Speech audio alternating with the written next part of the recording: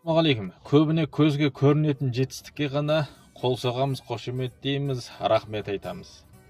Сол жетістікке жол ашып тұрған қарапайым еңбекті байқамаймыз. Бүгін мен сондай қарапайым еңбек етіп жүрген кісілерге алғыс айтқым келеді.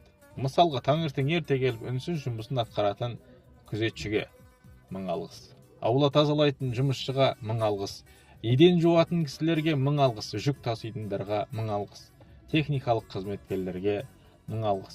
Бұлар ешқашан сағынаға шықпайды, бірақ олар болмаса ешбір жүйе дұрыс жұмыс істей алмас еді.